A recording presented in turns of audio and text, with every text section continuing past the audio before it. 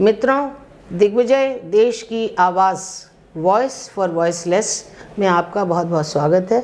आज मैं हूँ राम मनोहर लोहिया हॉस्पिटल न्यू दिल्ली के नेत्र विभाग में और मेरे साथ हैं यहाँ की बहुत ही प्रतिष्ठित, बहुत ही लोकप्रिय और बहुत ही सीनियर, जिन्हें 35 वर्षों का अनुभव है और पिछले दिनों इन्होंने कोविड में जी जान से काम किया है। तो वो हैं डॉक्टर पूनम कपूर। डॉक्टर साहब, हम आपका बहुत बहुत स्वागत करते हैं। शुक्रिया मधु जी आपका, आपने मुझे चुना इस इंटरव्यू के लिए। आपके मैंने बहुत सारे इंटरव्यूज़ जो हैं देखे हैं यूट्यूब पे, और आप जो है कम्युनिटी इनकरेजमेंट के लिए आप जो है प्रोग्राम्स करती हैं और बहुत देश विदेश के डॉक्टरों से इंटरव्यूज़ लेती हैं। जी डॉक्टर साहब। और दिग्विजय की आवाज़ इस चैनल का नाम है जी। तो मैं अपने आप को खुशकिस्मत मानती हूँ कि मैं आज आपको इंटरव्यू दे रही हूँ इसमें। थैंक यू डॉक्टर साहब। मित्रों, देखिए, आजकल आप देख रहे हैं कि दिल्ली में कितना पॉल्यूशन है और कम उम्र के बच्चों में भी कैटरेक्ट की प्रॉब्लम देखने को मिल रही है। और डॉक्टर साहब जो हैं, चूँकि बहुत ही सीनियर हैं, तो इनसे ही जानते हैं कि डॉक्टर साहब कैसे इस पराली, धुआं, प्रदूषण से आँखों को बचाया जा सके और इनसे क्या कुछ अफेक्ट होके, जैसे कि चेस्ट वगैरह के तो बहुत सारे डॉक्टर्स के पास इन दिनों मरीज़ पहुंच रहे हैं, क्या आपके पास भी कुछ फ्लो बढ़ा है? एक्चुअली दिवाली से अगले दिन ही जब हमने AQI देखा दिल्ली का 999, तो हमारे रोंगटे खड़े हो गए। सबसे प्रदूषित सिटी ऑफ द वर्ल्ड हमारी दिल्ली नंबर 1 पे है। इवन आज जबकि कुछ कदम उठाए गए हैं गवर्नमेंट की तरफ से, वर्क फ्रॉम होम और पोल्यूशन कम करने के लिए पानी का छिड़काव करना, और ऑफिसेज जो है बहुत सारे जो हैं सैनिटाइज कॉलेजेस वगैरह को भी बंद कर दिया गया इस वजह से, क्योंकि एक नेशनल इमरजेंसी है। ऑफ कोर्स हर शरीर के अंग को पोल्यूशन इफ़ेक्ट करता है, क्योंकि स्मोक जो है, एक तो सर्दी का मौसम और ऊपर से इतना ज़्यादा पर्टिकुलर मैटर जो होता है, जो कि हमारा 25 तक होना चाहिए, इतना ज़्यादा जब पहुंच जाता है तो सारे ही अंग इन्वॉल्व होते हैं। और जैसे आपने बताया कि रेस्पिरेटरी सिस्टम तो सबसे ज़्यादा इन्वॉल्व है, लेकिन हमारी आँखों में बहुत सारी चीज़ें जो हैं, क्योंकि इतने सारे केमिकल्स, एलर्जेंस और पोल्यूटेंट्स जो हैं, वो बहुत सारी चीज़ें कर सकते हैं, जैसे कि आंखों में पानी का आना, जलन का होना, खुजली का होना, आंखों में रोशनी का चुभना, इन्फेक्शंस ज़्यादा हो जाते हैं क्योंकि हम अपनी आंखें मसलते रहते हैं उन दिनों में। और क्योंकि लोग जो हैं बिना जान पहचान के दवाई खुद ही डालने लग जाते हैं, तो कई बार स्टीरॉयड लेके डालने लग जाते हैं, और उससे काले मोतिये का हो जाना भी जो है लाजमी है। तो हम एक एक करके बात करेंगे कि कैसे हम इन चीज़ों को, ड्राई आई जिसके 3 से 4% जो है 3 to 4 टाइम्स ज़्यादा जो है ड्राई आई होने के चांसेस बढ़ जाते हैं ड्यूरिंग दिस सीज़न। पानी आना, आँखों में खुजली होना, लाली आना, सूजन आना, आँख में जो है इन्फेक्शंस होना, ड्राई आई होना और एलर्जी, ये सब जो है ये पोल्यूशन की वजह से बार बार हो जाते हैं। अब हम इसको अवॉइड कैसे कर सकते हैं? तो सबसे इम्पॉर्टेंट है कि जब पोल्यूशन लेवल ज़्यादा हो तो इंडोर जितना ज़्यादा से ज़्यादा रह पाएँ, better to stay indoor. Second is, अगर नहीं रह सकते, जैसे जो काम करते हैं जिनको बाहर निकलना ही निकलना है, तो उस टाइम जो है हम अपने आप को प्रोटेक्शन दें आँखों को, या तो चश्मा पहने, काला चश्मा पहने, या किसी नंबर का चश्मा, या बिना नंबर के भी हम चश्मा पहने, जिससे की वजह से आँखों को हमें पोल्यूटेंट्स जो है कम से कम इफ़ेक्ट कर सकें। देन अपने हाथ हम बार बार धोएं और आँखों को टच ना करें। ये आँखें भी बार बार धोएं डॉक्टर साहब? हाँ, आँखों को बार बार धोएं और टच नहीं करें आँखों को। पानी ज़्यादा पीना, 6 से 8 ग्लासेस कम से कम पानी जो है हमें पीना है। अगर हमें आँखों में ड्राइनेस हो रही है, जैसे आँखें जो हैं बहुत सूख रही हैं हमारी, तो ल्यूब्रिकेटिंग आई ड्रॉप्स जैसे कि टीयर सब्स्टिट्यूट्स जो हैं वो हम आँखों में डालें। फिर अगर कोई इन्फेक्शन है तो इन्फेक्शन को हमें ट्रीट करना है, हम ऑप्थेल्मोलॉजिस्ट के पास जाएं और इन्फेक्शन को कंट्रोल करें। अगर कॉन्टैक्ट लेंस वियर है तो अपने कॉन्टैक्ट लेंस को बहुत अच्छे से साफ करके ही उनका इस्तेमाल करें जी। और एंटीबायोटिक ड्रॉप्स हम जो हैं डालें जी। अब जैसे ड्राई आई जो मैं कह रही हूँ कि जिसके चांसेस बहुत ज़्यादा बढ़ जाते हैं, तो हम एक तो ये है कि हम ल्यूब्रिकेटिंग आई ड्रॉप्स डाल रहे हैं, दूसरा है हम कई बार कंजर्व करते हैं कि हम टीयर्स जो हैं वो बाहर ना निकल पाए, अंदर ही रह जाएं, तो वो पंक्टल प्लग्स वगैरह होते हैं उससे हम उनको ब्लॉक कर सकते हैं, जिससे कि टीयर्स जो हैं हमारे ना नेचुरल ना जा पाएँ। दूसरा जो कुछ फूड्स हैं जिसमें ओमेगा 3 फैटी एसिड्स होते हैं, एंटीऑक्सीडेंट्स हैं, इनका ज़्यादा सेवन करें।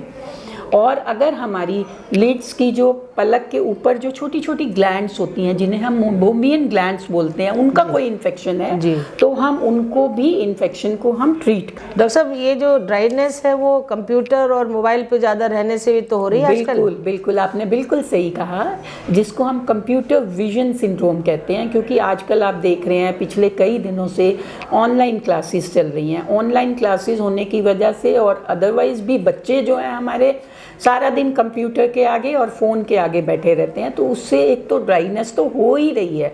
ड्राइनेस के साथ साथ जो है लोगों को मायोपिया भी बहुत ज़्यादा हो रहा है, चश्मे का नंबर भी बच्चों को आ रहा है, तो हमें उससे भी प्रोटेक्ट करना है। जो मदर्स हैं डॉक्टर साहब, जो मदर्स हैं, अब छोटे छोटे बच्चे ऑनलाइन क्लास ले रहे हैं, तो जो माएँ हैं उनको क्या सजेस्ट करना चाहेंगी, वो क्या करें कि बच्चों की आंखें ड्राई ना हो, नंबर ना बढ़े, क्या करें वो इसके लिए? उनको ये हिदायत देंगे कि एक तो कंप्यूटर के आगे उतनी ही देर बैठें जितना ज़रूरी है। अननेसेसरली कंप्यूटर और फ़ोन का जो यूज़ आजकल बच्चे 24 घंटे कर रहे हैं वो ना करें।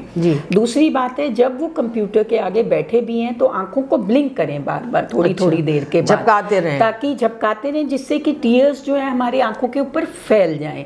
दूसरा, बीच में कुछ देर के लिए आंखों को हटा लें, स्क्रीन से दूसरी तरफ कर लें, आंखों को हाथों से ढक लें, जिससे कि टीयर्स जो हैं बहुत ज़्यादा ड्राई ना हो पाएँ। सीधा एसी के सामने या हवा आ रही है एकदम उसके सामने ना बैठें, क्योंकि उससे भी आंखें ड्राई हो जाती हैं। और बच्चों की डाइट का ख्याल रखें, पानी ज़्यादा पिलाएं, ये सब जो पहले मैंने बताया था आपको। अपनी आंखों को मलें नहीं बार बार, ये भी मैंने बताया था, क्योंकि मलने से हम गंदे हाथों से जब आंखों को मलते हैं तो उससे बहुत सारे इन्फेक्शंस होने के डर होते हैं बच्चों को। डॉक्टर साहब, जो मदर्स हैं उनको कोई आप ऐसी दवाई सजेस्ट करना चाहेंगी कि जैसे वो काम किया 2 घंटे तो 1 बूंद डाल लें, आंखें बंद कर लें, कुछ ऐसा बताना चाहेंगे आप? हम जो है कुछ ल्यूब्रिकेटिंग आई ड्रॉप्स जैसे टीयर प्लस आई ड्रॉप्स हैं, रिफ्रेश टीयर हैं, ऐसी कुछ आई ड्रॉप्स हैं जो कि हार्मफुल हार्मलेस हैं, उनको हम डाल सकते हैं, लेकिन ऑप्थेल्मोलॉजिस्ट को दिखाने के बाद ही उन दवाइयों को इस्तेमाल में लाना चाहिए, उसके बिना नहीं लाना चाहिए। तो ये तो आपने बताया कि कंप्यूटर और इससे और पॉल्यूशन से कैसे बचें। एक नॉर्मल आदमी या नॉर्मल फैमिली ऐसा क्या फूड में ऐड करे कि आईसाइट उनकी स्टेबल रहे, ज़्यादा डाउन ना हो? देखिए, आपको सबको पता ही है कि विटामिन ए की तो ज़रूरत होती है, स्पेशली बच्चे जो डेवलप हो रहे हैं उनके लिए।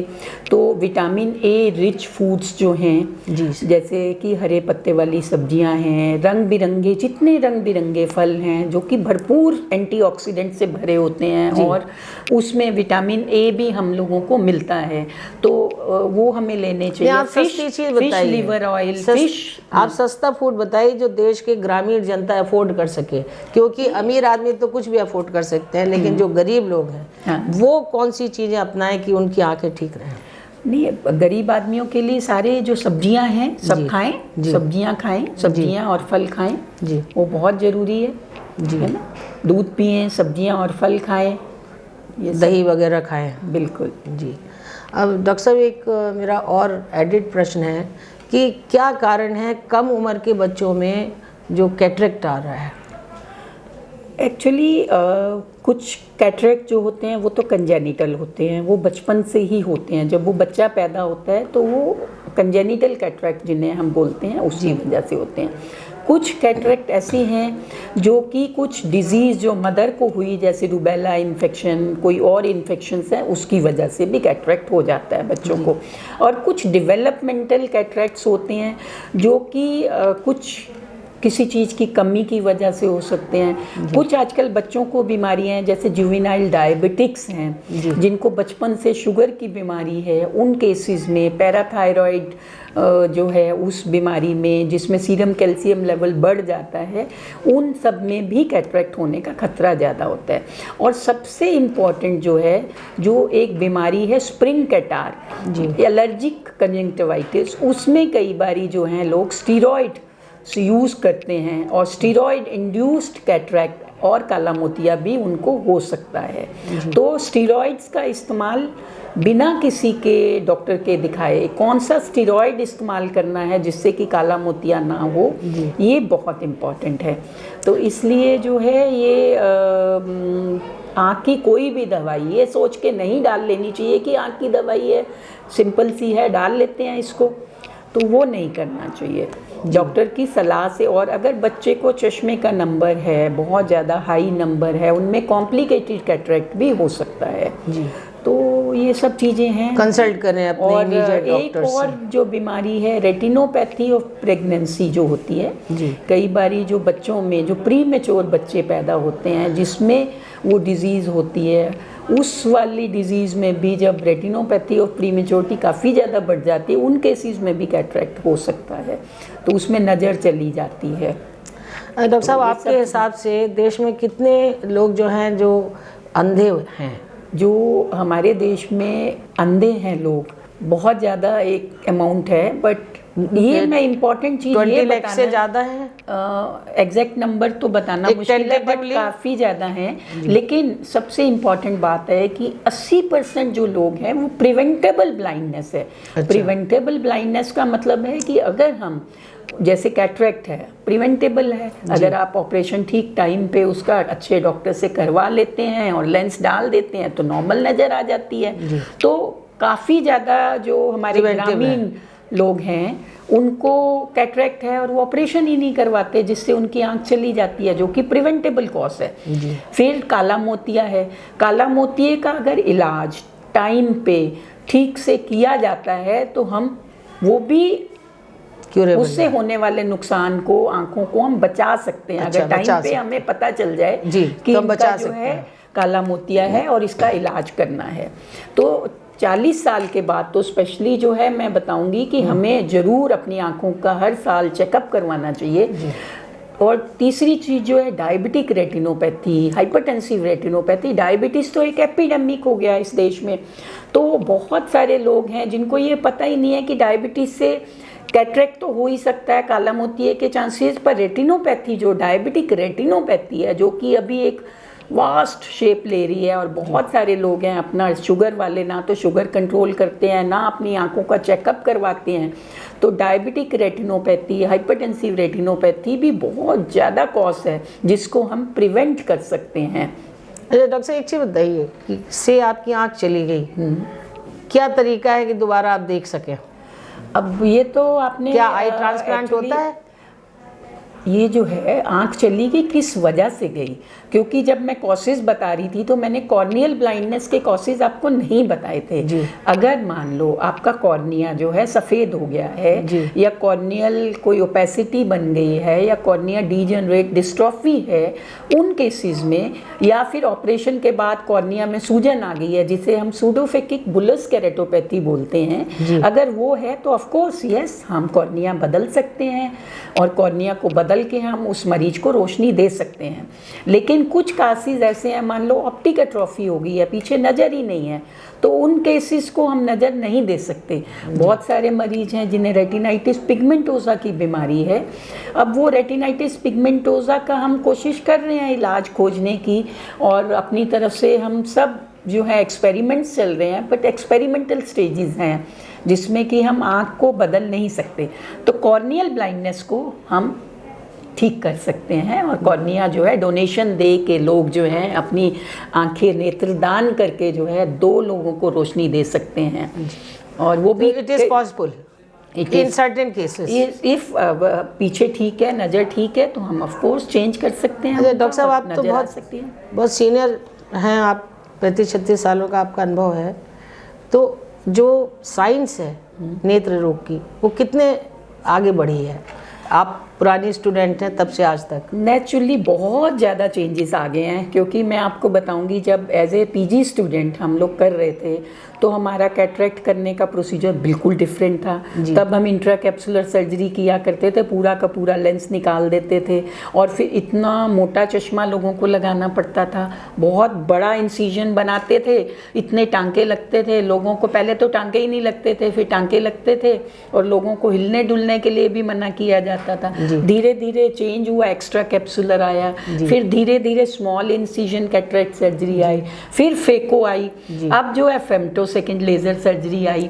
और एडवांसमेंट तो बहुत ही ज़्यादा हो रहा है, हर फील्ड में ही हो रहा है, आई में भी हो रहा है। और अभी तो जैसे मैं अभी आपको बता रही थी कि पहले तो जो ब्लाइंड लोग होते थे, ऑप्टिक एट्रोफी हो गई, रेटिनाइटिस पिगमेंटोजा हो गया, और उन पेशेंट्स में हम कुछ नहीं कर सकते थे। अभी उसके लिए भी हम कोशिश कर रहे हैं, ऐसा कैमरा बनाने की कोशिश कर रहे हैं कि ब्लाइंड लोग उस कैमरे के थ्रू ब्रेन से स्टिमुलेशन लेके आंखों को देख सकते हैं नजर। जी, तो कुछ और डॉक्टर साहब, ये तो आपसे चर्चा मेरी होती रहेगी, क्योंकि मेरी समझ में आ गया है मित्रों कि एक बार में डॉक्टर साहब को कवर नहीं किया जा सकता, क्योंकि इन्होंने इतनी सारी आंखों से संबंधित प्रॉब्लम्स बताई हैं कि एक बार में एक ही विषय पे आगे से हम इनसे बात करेंगे। तो अभी आपने एक जर्नल में देखा कि फ़िलहाल पॉल्यूशन से, ड्राई आइज से, कंप्यूटर से, इससे कैसे बचा जाए, और जो मदर्स हैं बच्चों की वो क्या करें, कैसे डाइट से और थोड़ी सी प्रिकॉशन लेके साफ़ सफाई सैनिटाइजेशन से बच्चों को वो सुरक्षित करें, घर के मेंबर्स को सुरक्षित करें। अब हम जो डॉक्टर साहब ने बताया कि ब्लैक और वाइट मोतियाबिंद, इसके बारे में अगले इंटरव्यू में आपको विस्तृत रूप से बताएंगे, ताकि आपको इनका फ़र्क पता लगे और इनके लिए भी क्या एक्शन लेना है और कब लेना है, इसके बारे में आपको जानकारी अगले इंटरव्यू में देंगे। अभी डॉक्टर साहब से ये जानते हैं कि इनका बड़ा नाम है, बहुत चर्चा में है ये, कि इन्होंने कोविड काल में बहुत काम किया। तो डॉक्टर साहब से पूछते हैं कि ये किस किस पद पर रहीं और इन्होंने क्या काम किया। कुछ सेंसेशनल बातें आपको पता लगेंगी। जब सब लोग डर के भाग रहे थे तो ये मोर्चे पे थी। जी डॉक्टर साहब। हाँ मधु जी, आपने बिल्कुल ठीक फरमाया। मैं अपने आप को बहुत खुशकिस्मत मानती हूँ कि जब एक ऐसा पेंडेमिक जो 100 साल के बाद आया, 100 साल पहले एक स्पेनिश फ्लू आया था, उसके बाद ये पेंडेमिक आया, उस टाइम मैं जो है अपर चिकित्सा अध्यक्ष थी इस हॉस्पिटल की, और मुझे भाग्य से मिला ये काम करने को, जिसमें कि मतलब क्योंकि मैंने ये अपने हाथों से एक एक काम किया, तो मैं एक एक चीज़ बता सकती हूँ। और पेंडेमिक तो डिक्लेयर हुआ 11 मार्च को, है ना, 11 मार्च थी आई थिंक, और उससे पहले ही एक्टिविटी शुरू हो गई थी, जबकि वुहान में कुछ केसेस जो हैं शुरू हुए थे। तो हमें मिनिस्ट्री से ऑर्डर आया कि वुहान में हमें एक फ़्लाइट भेजनी है जिसमें हमारे डॉक्टर्स नर्सिस जाएंगे। तो उस टाइम इतना डर था, और नर्सेज और डॉक्टर्स को यहाँ से भेजना, उसके साथ इतना सारा सामान भेजना, और उसके साथ जो है उनको ये हिदायत देना कि हर बंदे को जिसको हम लेके आएंगे वहाँ से, उसको प्रोटेक्ट करके लाना है, किसी एक को भी इन्फेक्शन नहीं होना चाहिए। ये एक चैलेंजिंग जो हमारे लोग वहाँ थे। हाँ, तो हमारे यहाँ के हमने 3 डॉक्टर्स को भेजा, 2 नर्सिस को भेजा, सामान भेजा, और वो फ्लाइट जो है यहाँ से गई। और वो शायद आपने टेलीविजन में डॉक्टर पुलिन थे हमारे यहाँ के, और डॉक्टर आई थिंक आनंद विशाल थे। तो ये सारे डॉक्टर्स जो हैं मोर्चा संभाल के डरे बिना गए और वहाँ से उन मरीजों को निकाल के ले आए, और किसी को भी इन्फेक्शन नहीं होने दिया। वो एक बहुत बड़ा काम था। उसके बाद फिर इटली में बहुत हमारे इंडियंस फंसे हुए थे, तो मिनिस्ट्री ने कहा कि वहाँ एक लैब बनाना है। तो हमारी डॉक्टर थी माइक्रोबायोलॉजिस्ट डॉक्टर माला, वो बहुत नोन वायरोलॉजिस्ट हैं, वो अपनी टीम को लेके वहाँ गई। वहाँ एक लैब बनाया गया, और उस लैब में टेस्ट करके जो इंडियंस जिनको कोविड नहीं था उनको यहाँ लाया गया जी। और उसके बाद फिर वो सिलसिला शुरू हो चुका था तब तक। फिर जो लोग वहाँ से आए थे उनको क्वारंटीन करना था, तो एक हमारा वार्ड 5 था जी। जो वार्ड 5 जो है हम उसको हमेशा ही कोई जब भी डिजास्टर होता है, जब भी कोई एंडेमिक या कुछ डिजीज जैसे कोई इमरजेंसी आती है, स्वाइन फ्लू था, उसके लिए एक अलग से वार्ड है। उस वार्ड को हमने फिर कोविड में कन्वर्ट किया जी। और वहाँ पर उन लोगों को रखा गया जी। अब वो सारे जो थे बच्चे जो आए थे वो बहुत परेशान थे, उनको अच्छा खाना देना, उनको अच्छा पानी पीने को देना और जूसेस वगैरह सब प्रोवाइड करना, वो बिग चैलेंज। फिर उनकी कोविड टेस्टिंग शुरू करी, तो कोविड टेस्टिंग का हमारे यहाँ पर फैसिलिटी नहीं थी जी। तो हम पूना भेजना शुरू किया हम लोगों ने वहाँ से कोविड टेस्टिंग के लिए। तो पूना के लैब में जो है कोविड टेस्टिंग उनके होके आती थी। फिर धीरे धीरे जो है बढ़ता गया और पेंडेमिक डिक्लेयर हो गया, तो फिर तो उसके बाद तो कोई स्टॉप ही नहीं था। फिर सबसे पहले ये डिसाइड करना, हमारे जो मेडिकल सुपरिटेंडेंट थी डॉक्टर मीनाक्षी भारद्वाज, उनके साथ मिलके कि हम कोई ऐसी जगह हॉस्पिटल में चूज़ करें जहाँ पर कि हमारा अलग हो ताकि बाकी मरीज हमारे सफ़र ना करें, क्योंकि हम कोविड के साथ साथ नॉन कोविड भी कर रहे थे साथ के साथ। जी, जी, जी। सिर्फ अकेले कोविड को नहीं मैनेज कर रहे थे और ओपीडी एक दिन भी बंद नहीं की थी हमने। अच्छा। तो वो हमारा जो इमरजेंसी के सामने ट्रॉमा सेंटर था, फिर हमको लगा कि वो हम सेपरेट कर सकते हैं, तो उस ट्रॉमा सेंटर को हमने जो है अलग किया। उस ट्रॉमा सेंटर में उनके कोविड के मरीजों को रखने का इंतजाम, उसके बाद उनके अगर गायनी का कोई पेशेंट आता है जो कोविड पॉजिटिव है और प्रेग्नेंट है जिसकी डिलीवरी करवानी है, वाह, उनके लिए इंतजाम करना, फिर एक ओटी डेडिकेट करना, फिर एक लैब अलग से उस वाले बिल्डिंग में बनाना, वो पहले शुरू किया गया। फिर धीरे धीरे लगा कि नहीं अब तो लोग बढ़ रहे हैं, अभी जो है सबसे पहले तो लैब फैसिलिटी क्रिएट करनी पड़ी यहाँ पर जी। तो फिर हमारे माइक्रोबायोलॉजी डिपार्टमेंट ने लैब फैसिलिटी जहाँ पर कोविड टेस्टिंग शुरू की जाए, तो कोविड टेस्टिंग का फिर अरेंजमेंट किया गया। ऐसे धीरे धीरे जो है फिर लगा कि ये ट्रॉमा बिल्डिंग से काम नहीं चलेगा, तो ओल्ड इमरजेंसी पूरी हमने जो है उसको शुरू करा। तो धीरे धीरे ये बढ़ता गया और ऐसे करके जो है फिर जो है उससे पहले भी एक फ्लू कॉर्नर बनाया गया ताकि जो मरीज फ्लू से पीड़ित हैं, जो कि कोविड पॉजिटिव हो सकते हैं, उनके लिए एक अलग जगह बना दी जाए जो कि उनको हॉस्पिटल के अंदर ना आ पाए। वो हॉस्पिटल के बाहर ही उन्हें देखा जाए और अगर वो कोविड पॉजिटिव हो तो कोविड बिल्डिंग में भेज दी जाए, नॉन कोविड हो तो अंदर भेज दिया जाए।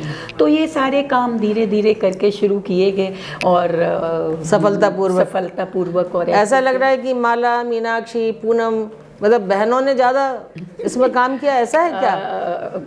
यस, लग रहा है ना ये। यस। और कौन बहनें यहाँ डॉक्टर बहनें रही हैं? डॉक्टर नंदिनी दुग्गल थी उस टाइम। डॉक्टर नंदिनी दुग्गल भी एडिशनल एमएस बन गई थी और माइक्रोबायोलॉजी की हेड थी, तो वो भी थी बहनों ने खूब जम के। यस, तो मोर्चा। और फिर उसके बाद सबसे ज़्यादा जो प्रॉब्लम हमें हो रही थी, लोगों को लाने में हो रही थी। लॉकडाउन लगा हुआ था, लोग आ नहीं पा रहे थे, हमारे डॉक्टर्स नहीं आ पा रहे थे, हमारी नर्सेज नहीं आ पा रही थी। तो उनके लिए पहले तो उनको घर से लाने के लिए बसेस प्रोवाइड करना, कार्स प्रोवाइड करना।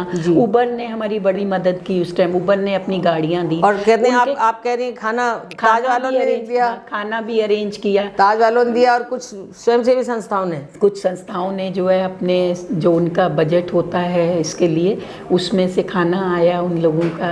और सबसे इम्पोर्टेंट बात थी कि उस टाइम जो है इतना डीमोटिवेटिंग जो था एनवायरनमेंट था, हमारे डॉक्टर्स पॉजिटिव हो रहे थे, कुछ लोगों की डेथ भी हो गई हमारे हॉस्पिटल में।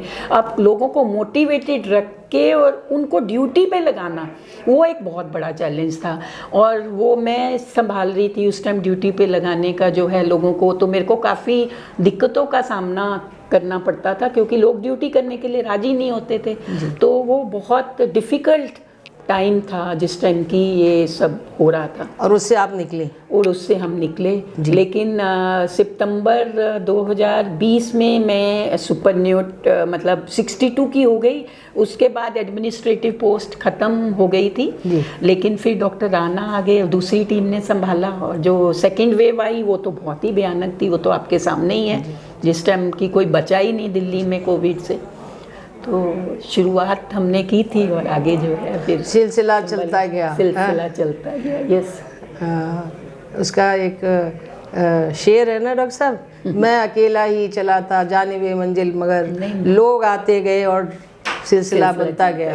तो दोस्तों ये हैं बहुत ही कर्मठ, बहुत ही सशक्त मैडम पूनम कपूर, जो कि बड़े भारी चिकित्सीय अनुभव से लबालब भरी हुई हैं। 35 वर्षों का इनको आँखों की सारवार करने का, देखभाल करने का अनुभव है। केवल दिल्ली नहीं, देश दुनिया के लोग इनके पास आते रहे हैं और अभी भी आते हैं। आज भी ये अपने मरीज़ों को इतने लाड़ प्यार से देखती हैं, क्योंकि मरीज़ को देखते हुए इनका हृदय माँ का हो जाता है। वो चाहे 50 साल का आदमी हो या 75 साल का, देखेंगी तो उसे बच्चे की तरह। तो ये है, इनके अंदर खासियत बहुत है। आज के लिए बस इतना ही। अगले वीडियो का करिए इंतज़ार। कैमरामैन सुनील गौतम के साथ मधु श्रीवास्तव का नमस्कार। डॉक्टर साहब नमस्कार। थैंक यू, नमस्कार।